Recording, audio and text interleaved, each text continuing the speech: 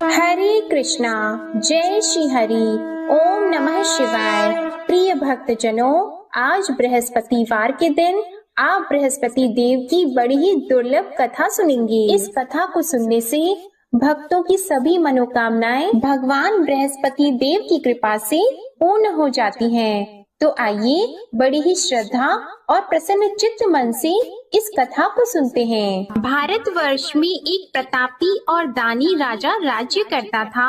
वह नित्य गरीबों और ब्राह्मणों की सहायता करता था। यह बात उसकी रानी को अच्छी नहीं लगती थी। वह न ही गरीबों को दान देती, न ही भगवान का पूजन करती थी और राजा को भी दान देने से मना किया करती थी। एक दिन राजा शिकार खेलने वन को गए हुए थे, तो रानी महल में अकेली थी। उसी समय बृहस्पति देव साधु वेश में राजा के महल में भिक्षा लेने के लिए गए और भिक्षा मांगी, तो रानी ने भिक्षा देने से इनकार कर दिया और कहा, हे साधु महाराज, मैं तो दान पुण्य से तंग आ गई हूँ। मेरा पति सारा धन लुटाते रहते हैं। मेरी इच्छा है कि हमारा धन नष्ट हो जाए, फिर न रहेगा बांस, न बजेगी बांसुरी। साधु ने कहा, देवी तुम तो बड़ी विचित्र हो। धन संतान तो सभी चाहते हैं, पुत्र और लक्ष्मी तो पापी के घर भी होने चाहिए। यदि तुम्हारे पास अधिक धन है तो भूखों को भोजन दो, प्यासों के लिए प्याऊ बनवाओ,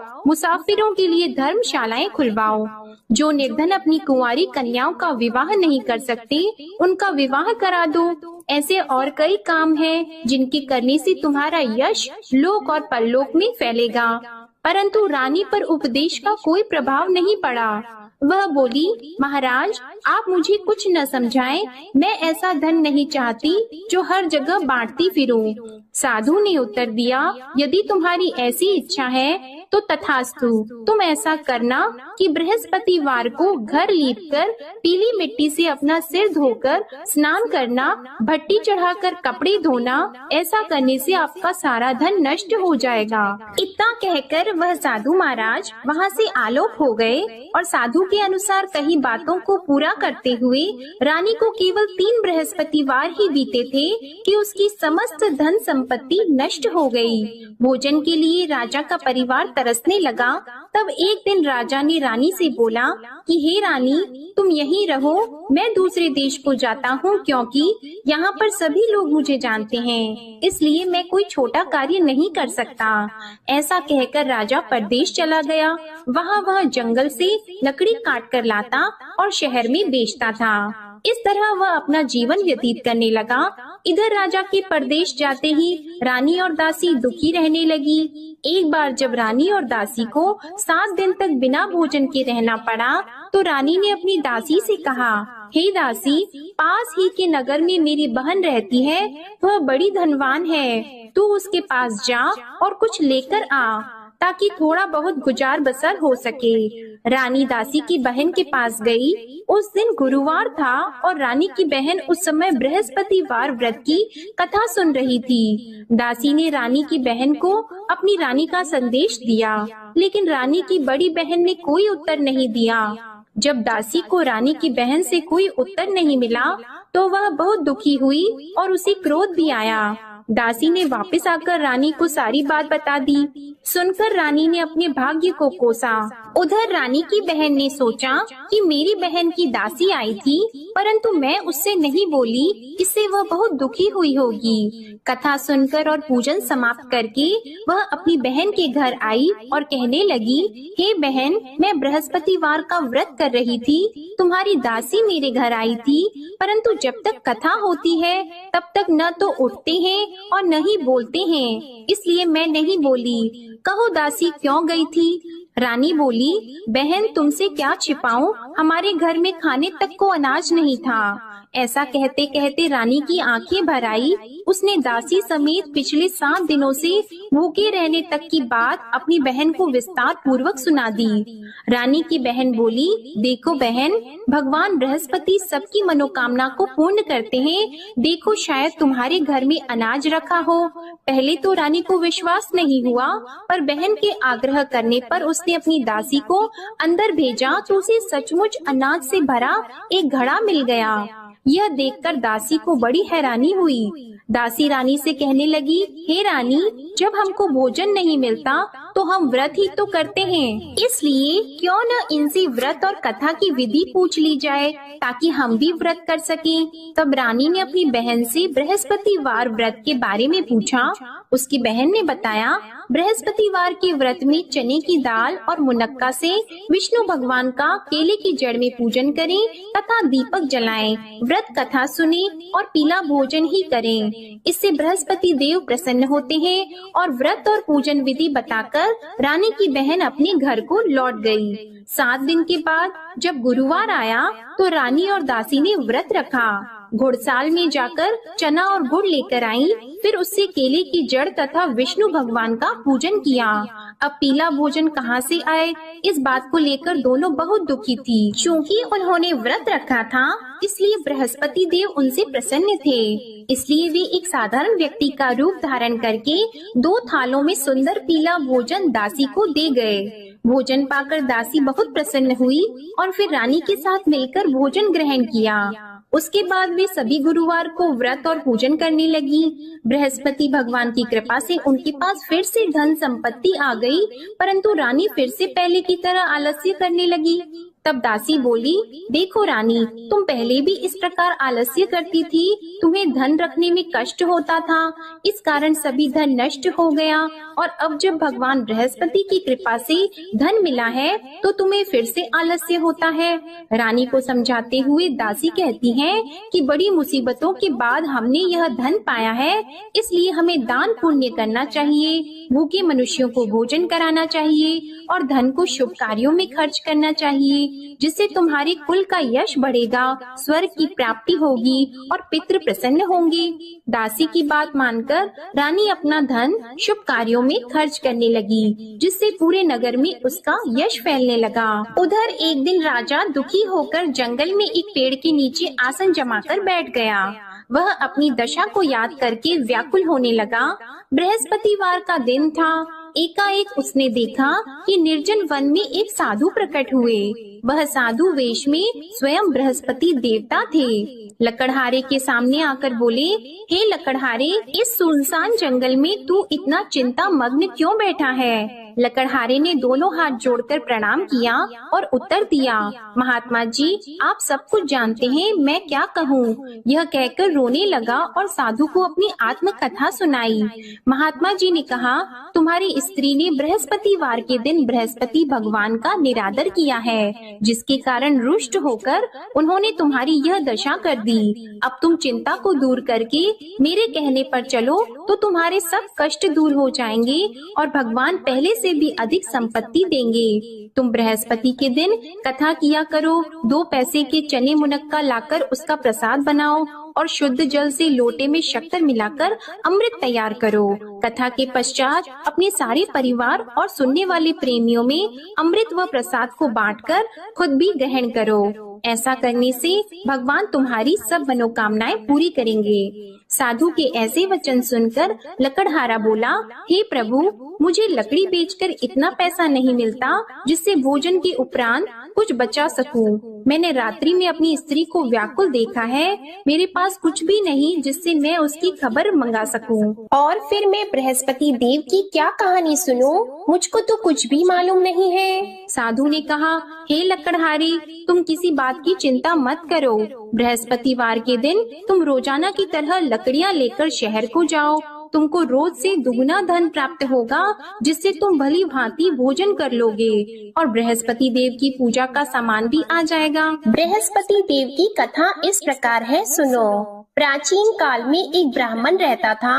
वह बहुत निर्धन था। उसकी कोई संतान नहीं थी। उसकी स्त्री बहुत मलिनता के साथ रहती थी। वह स्नान नहीं करती, किसी देवता का पूजन नहीं करती। इससे ब्राह्मण देवता बड़े दुखी थे। बेचारे बहुत कुछ कहते थे, किंतु उसका कुछ परिणाम नहीं निकला। भगवान की कृपा से ब्राह्मण की स्त्री के कन्या रूपी रत्न पैदा हुआ। कन्या बड़ी होने पर प्रातः स्नान करके विष्णु भगवान का जाप और बृहस्पतिवार का व्रत करने लगी। अपने पूजन पाठ को समाप्त करके विद्यालय जाती तो अपनी मुट्ठी में जौ भर के ले जाती और पाठशाला के मार्ग में डालती जाती। तब ये जौ स्वर्ण के हो जाते तो लौटते समय उनको बीन कर घर ले आती। एक दिन वह बालिका सूप में उस सोने के जौ को फटक कर साफ कर रही थी कि उसके पिता ने देख लिया और कहा, हे बेटी, सोने के जौ के लिए सोने का सूप होना चाहिए। दूसरे दिन बृहस्पतिवार था। इस कन्या ने व्रत रखा और बृहस्पति देव से प्रार्थना करके कहा, मैंने आपकी पूजा सच्चे मन से की है तो मेरे लिए सोने का सूप दे दो। बृहस्पति देव ने उसकी प्रार्थना स्वीकार कर ली। रोजाना की तरह वह कन्या जौ फैलाती हुई जाने लगी। जब लौटकर जौ बीन रही थी तो बृहस्पति देव की कृपा से सोने का सूप मिला। उसे वह घर ले आई और उसमें जौ साफ करने लगी, परंतु उसकी माँ का वही ढंग रहा। एक दिन की बात है कि वह कन्या सोने के सूप में जौ साफ कर रही थी। उस समय उस शहर का राजपुत्र वहाँ से होकर निकला। इस कन्या के रूप और कार्य को देखकर मोहित हो गया और अपने घर आकर भोजन और जल त्याग कर उदास होकर लेट गया। राजा को इस बात का पता लगा तो अपने प्रधानमंत्री के साथ उसके पास गए और बोले, हे बेटा, तुम्हें किस बात का कष्ट है? किसी ने तुम्हारा अपमान किया है अथवा और कोई कारण हो सो कहो, मैं वही कार्य करूँगा जिससे तुम्हें प्रसन्नता हो। अपने पिता की राजकुमार ने बातें सुनी तो वह बोला, मुझे आपकी कृपा से किसी बात का दुख नहीं है। किसी ने मेरा अपमान नहीं किया है, परंतु मैं उस लड़की से विवाह करना चाहता हूँ जो सोने के सूप में जौ साफ कर रही थी। यह सुनकर राजा आश्चर्य में पड़ गया और बोला, हे बेटा, इस तरह की कन्या का पता तुम ही लगाओ, मैं उसके साथ तेरा विवाह अवश्य ही करवा दूंगा। राजकुमार ने उस लड़की के घर का पता बताया। तब मंत्री उस लड़की के घर गए और ब्राह्मण देवता को सभी हाल बताया। ब्राह्मण देवता राजकुमार के साथ अपनी कन्या का विवाह करने के लिए तैयार हो गए तथा विधि विधान के अनुसार ब्राह्मण की कन्या का विवाह राजकुमार के साथ हो गया। कन्या के घर से जाते ही पहले की भांति उस ब्राह्मण देवता के घर में गरीबी का निवास हो गया। अब भोजन के लिए भी अन्न बड़ी मुश्किल से मिलता था। एक दिन दुखी होकर ब्राह्मण देवता अपनी पुत्री के पास गए। बेटी ने पिता की दुखी अवस्था को देखा और अपनी माँ का हाल पूछा। तब ब्राह्मण ने भी सभी हाल कहा। कन्या ने बहुत सा धन देकर अपने पिता को विदा कर दिया। इस तरह ब्राह्मण का कुछ समय सुख पूर्वक व्यतीत हुआ। कुछ दिन के बाद फिर वही हाल हो गया।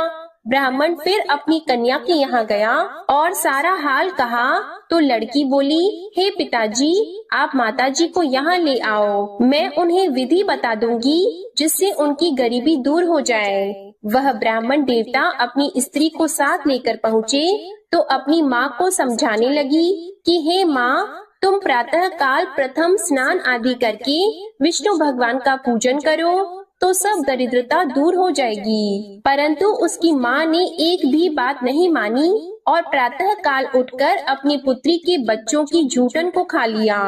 इससे उसकी पुत्री को भी बहुत गुस्सा आया। उसने एक रात को एक कोठरी से सारा सामान निकाल दिया और अपनी माँ को उसमें बंद कर दिया। प्रातः उसमें से उसे निकाला तो स्नान आदि करा के पूजा पाठ करवाया तो उसकी माँ की बुद्धि ठीक हो गई। इसके बाद वह नियम से पूजा पाठ करती और प्रत्येक बृहस्पतिवार को व्रत रखने लगी। इस व्रत के प्रभाव से उसकी माता और पिता बहुत ही धनवान और पुत्रवान हो गए और बृहस्पति देवता के प्रभाव से इस लोक के सुख को भोगकर अंत में स्वर्ग को प्राप्त हुए। इस तरह कहानी कहकर साधु देवता वहाँ से अंतर्ध्यान हो गए। धीरे धीरे समय व्यतीत होने पर फिर वही बृहस्पतिवार का दिन आया। लकड़हारा जंगल से लकड़ी काटकर किसी शहर में बेचने गया। उसे उस दिन और दिन से अधिक पैसा मिला। राजा ने चना गुड़ आदि लाकर गुरुवार का व्रत किया। उस दिन से उसके सभी क्लेश दूर हो गए। परंतु जब दोबारा गुरुवार का दिन आया तो बृहस्पतिवार का व्रत करना भूल गया। इस कारण बृहस्पति भगवान नाराज हो गए। उस दिन उस नगर के राजा ने विशाल यज्ञ का आयोजन किया था तथा शहर में ये घोषणा करा दी कि कोई भी मनुष्य अपने घर में भोजन न बनवाए, न आग जलाए। समस्त जनता मेरे यहाँ भोजन करने आए। इस आज्ञा को जो न मानेगा उसे फांसी की सजा दी जाएगी। इस तरह की घोषणा संपूर्ण नगर में करवा दी गई। राजा की आज्ञा के अनुसार शहर के सभी लोग भोजन करने गए, लेकिन लकड़हारा कुछ देर से पहुँचा, इसलिए राजा उसको अपने साथ घर लेके गए और ले जाकर भोजन करा रहे थे तो रानी की दृष्टि उस खूंटी पर पड़ी जिस पर उसका हार लटका हुआ था। वह वहाँ पर दिखाई नहीं दिया। रानी ने निश्चय किया कि मेरा हार इस मनुष्य ने चुरा लिया है। उसी समय सिपाहियों को बुलाकर उसको कारागार में डलवा दिया। जब लकड़हारा कारागार में पड़ गया और बहुत दुखी होकर विचार करने लगा कि न जाने कौन से पूर्व जन्म के कर्म से मुझे यह दुख प्राप्त हुआ है, और उसी साधु को याद करने लगा जो कि जंगल में मिला था। उसी समय तत्काल बृहस्पति देव साधु के रूप में प्रकट हुए और उसकी दशा को देखकर कहने लगे, अरे मूर्ख, तूने बृहस्पति देव की कथा नहीं करी, इस कारण तुझे दुख प्राप्त हुआ है। अब चिंता मत कर, बृहस्पतिवार के दिन कारागार के दरवाजे पर 4 पैसे पड़े मिलेंगे, उनसे तू बृहस्पति देव की पूजा करना, तेरे सभी कष्ट दूर हो जाएंगे। बृहस्पतिवार के दिन उसे 4 पैसे मिले। लकड़हारे ने कथा कही। उसी रात्रि को बृहस्पति देव ने उस नगर के राजा को स्वप्न में कहा, हे राजा, तुमने जिस आदमी को कारागार में बंद कर दिया है वह निर्दोष है, वह राजा है, उसे छोड़ देना। रानी का हार उसी खूंटी पर लटका है, अगर तू ऐसा नहीं करेगा तो मैं तेरे राज्य को नष्ट कर दूंगा। इस तरह रात्रि के स्वप्न को देखकर राजा प्रातः काल उठा और खूंटी पर हार देखकर लकड़हारे को बुलाकर क्षमा मांगी और लकड़हारे को योग्य सुंदर वस्त्र आभूषण देकर विदा कर दिया। बृहस्पति देव की आज्ञा के अनुसार लकड़हारा अपने नगर को चल दिया। राजा जब अपने नगर के निकट पहुंचा तो उसे बड़ा आश्चर्य हुआ। नगर में पहले से अधिक बाग, तालाब, कुएं तथा बहुत सी धर्मशाला, मंदिर आदि बन गई हैं। राजा ने पूछा, यह किसका बाग और धर्मशाला है? तब नगर के सब लोग कहने लगे, यह सब रानी और बंदी के हैं। तो राजा को आश्चर्य हुआ और गुस्सा भी आया। जब रानी ने यह खबर सुनी कि राजा आ रहे हैं तो उन्होंने दासी से कहा, हे दासी, देख राजा हमको कितनी बुरी हालत में छोड़ गए थे। हमारी ऐसी हालत देखकर वह लौट न जाएं, इसलिए तू दरवाजे पर खड़ी हो जा। आज्ञा के अनुसार दासी दरवाजे पर खड़ी हो गई। राजा आए तो उन्हें अपने साथ लेकर आई। तब राजा ने क्रोध करके अपनी रानी से पूछा कि यह धन तुम्हें कैसे प्राप्त हुआ है?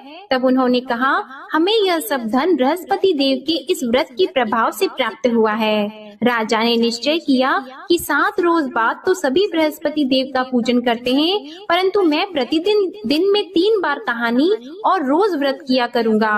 अब हर समय राजा के दुपट्टे में चने की दाल बंदी रहती और दिन में 3 बार कहानी कहते। एक रोज राजा ने विचार किया कि चलो अपनी बहन के यहाँ हो आवे। इस तरह निश्चय करके राजा घोड़े पर सवार होकर अपनी बहन के यहाँ को चलने लगा। मार्ग में उसने देखा कि कुछ आदमी एक मुर्दे को लिए जा रहे हैं। उन्हें रोककर राजा कहने लगा, अरे भाइयों, मेरी बृहस्पति देव की कथा सुन लो। वे बोले, लो हमारा तो आदमी मर गया है, इसको अपनी कथा की पड़ी है। परंतु कुछ आदमी बोले, अच्छा कहो, हम तुम्हारी कथा भी सुनेंगे। राजा ने दाल निकाली और जब कथा आधी हुई थी कि मुर्दा हिलने लग गया, और जब कथा समाप्त हो गई तो राम राम करके मनुष्य उठकर खड़ा हो गया। आगे मार्ग में उसे एक किसान खेत में हल चलाता मिला तो राजा ने उसे देखकर बोला, अरे भैया, तुम मेरी बृहस्पतिवार की कथा सुन लो। किसान बोला, जब तक मैं तेरी कथा सुनूंगा तब तक 4 हरैया जोत लूंगा। जा अपनी कथा किसी और को सुनाना। इस तरह राजा आगे चलने लगा। राजा के हटते ही बैल पछाड़ खाकर गिर गए और किसान के पेट में बड़ी जोर का दर्द होने लगा। उस समय उसकी माँ रोटी लेकर आई और उसने जब यह देखा तो अपने पुत्र से सब हाल पूछा और बेटे ने सभी हाल कह दिया। तो बुढ़िया दौड़ी दौड़ी उस घुड़सवार के पास गई और उससे बोली कि मैं तेरी कथा सुनूंगी, तू अपनी कथा मेरे खेत पर चलकर ही कहना। राजा ने बुढ़िया के खेत पर जाकर कथा कही, जिसके सुनते ही वह बैल उठकर खड़े हुए तथा किसान के पेट का दर्द भी बंद हो गया। राजा अपनी बहन के घर पहुंचा। बहन ने भाई की खूब मेहमानी की। दूसरे रोज प्रातः काल राजा जगा तो वह देखने लगा कि सब लोग भोजन कर रहे हैं। राजा ने अपनी बहन से कहा, ऐसा कोई मनुष्य है जिसने भोजन नहीं किया हो? मेरे बृहस्पतिवार की कथा सुन ले। बहन बोली, हे भैया, यह देश ऐसा है कि पहले यहाँ लोग भोजन करते हैं, बाद में अन्य काम करते हैं। अगर कोई पड़ोस में हो तो देख आऊं। वह ऐसा कहकर देखने चली गई, परंतु उसे कोई ऐसा व्यक्ति नहीं मिला जिसने भोजन न किया हो। अतः वह एक कुम्हार के घर गई जिसका लड़का बीमार था। उसे मालूम हुआ कि उनके यहाँ 3 रोज से किसी ने भोजन नहीं किया है। रानी ने अपने भाई की कथा सुनने के लिए कुम्हार से कहा। वह तैयार हो गया। राजा ने जाकर बृहस्पतिवार की कथा कही, जिसको सुनकर उसका लड़का ठीक हो गया। अब तो राजा की प्रशंसा होने लगी। एक रोज राजा ने अपनी बहन से कहा कि हे बहन, हम अपने घर को जाएंगे, तुम भी तैयार हो जाओ। राजा की बहन ने अपनी सास से कहा तो सास ने कहा, हाँ चली जा, परंतु अपने लड़कों को मत ले जाना, क्योंकि तेरे भाई की कोई औलाद नहीं है। बहन ने अपने भैया से कहा, हे भैया, मैं तो चलूंगी पर कोई बालक नहीं चलेगा। तो राजा बोला, जब कोई बालक नहीं चलेगा तब तुम ही क्या करोगी? बड़े दुखी मन से राजा अपने नगर को लौट आया। राजा ने अपनी रानी से कहा, हम निर्वंशी हैं, हमारा मुंह देखने का धर्म नहीं है और कुछ भोजन आदि नहीं किया है। रानी बोली, हे प्रभु, बृहस्पति देव ने हमें सब कुछ दिया है, वह हमें औलाद अवश्य देंगे। उसी रात को बृहस्पति देव ने राजा से स्वप्न में कहा, हे राजा उठो, सभी सोच त्याग दो, तेरी रानी गर्भ से है। राजा को यह बात सुनकर बड़ी खुशी हुई। 9वें महीने में उसके गर्भ से एक सुंदर पुत्र पैदा हुआ। तब राजा बोला, हे रानी, स्त्री बिना भोजन के रह सकती है, पर बिना कहे नहीं रह सकती। जब मेरी बहन आएगी तुम उससे कुछ मत कहना। रानी ने सुनकर हाँ कर दिया। जब राजा की बहन ने यह शुभ समाचार सुना तो वह बहुत खुश हुई और बधाई लेकर अपने भाई के यहाँ आई। तभी रानी ने कहा, घोड़ा चढ़कर तो नहीं आई है, गधा चढ़कर आई है। राजा की बहन बोली, भाभी, मैं इस प्रकार न कहती तो तुम्हें औलाद कैसे मिलती? बृहस्पति देव ऐसे ही हैं, जैसी जिसके मन में कामनाएं हैं सभी को पूर्ण करते हैं। जो सद्भावना पूर्वक बृहस्पतिवार का व्रत करता है एवं कथा पढ़ता है अथवा सुनता है, दूसरों को सुनाता है, बृहस्पति देव उनकी सभी मनोकामनाएं पूर्ण करते हैं। बृहस्पति देव उनकी सदैव रक्षा करते हैं। जो संसार में सद्भावना और सच्चे हृदय से बृहस्पति देव का पूजन करते हैं, उनकी सभी मनोकामनाएं उसी प्रकार पूर्ण होती हैं, जैसे राजा और रानी ने बृहस्पति देव की कथा का गुणगान किया। उनकी सभी इच्छाएं बृहस्पति देव ने पूर्ण की। मनुष्य को हृदय से उनका मनन करते हुए जयकारा करना चाहिए। तो प्रेम से बोलिए, बृहस्पति देव की जय, विष्णु भगवान की जय, समस्त देवी देवताओं की जय। अब आप भगवान बृहस्पति देव की आरती श्रवण कीजिए। ओम जय बृहस्पति देवा, ओम जय बृहस्पति देवा, छिन्न छिन्न भोग लगाऊं, कदली फल मेवा। ओम जय बृहस्पति देवा, तुम पूर्ण परमात्मा, तुम अंतर्यामी, जगत पिता जगदीश्वर, तुम सबके स्वामी। ओम जय बृहस्पति देवा, चरणामृत निज निर्मल, सब पातक हरता, सकल मनोरथ दायक, कृपा करो भरता। ओम जय बृहस्पति देवा, तन मन धन अर्पण कर, जो जन शरण पड़े, प्रभु प्रकट तब होकर, आकर द्वार खड़े। ओम जय बृहस्पति देवा, दीन दयाल दयानिधि, भक्तन हितकारी, पाप दोष सब हरता, भव बंधन हारी। ओम जय बृहस्पति देवा, सकल मनोरथ दायक सब संशय तारो, विषय विकार मिटाओ संतन सुखकारी। ओम जय बृहस्पति देवा, जो कोई आरती तेरी प्रेम सहित गावे, ज्येष्ठानंद बंद सो निश्चय ही पावे। ओम जय बृहस्पति देवा, ओम जय बृहस्पति देवा। प्रेम से बोलिए भगवान बृहस्पति देव की जय। बोलिए भगवान श्री लक्ष्मी नारायण जी की जय। आपको आज की कथा पसंद आए, आरती पसंद आए तो वीडियो को लाइक कीजिएगा, शेयर कीजिएगा, कमेंट में भगवान बृहस्पति देव जी की जय लिखिएगा और चैनल को भी सब्सक्राइब कीजिएगा। इसी के साथ आज आप हमारे चैनल पर माघ मास महात्म्य की कथा और शर्तिला एकादशी व्रत के पारण की कथा भी जरूर सुनिएगा। प्रेम से बोलिए भगवान श्री बृहस्पति देव की जय।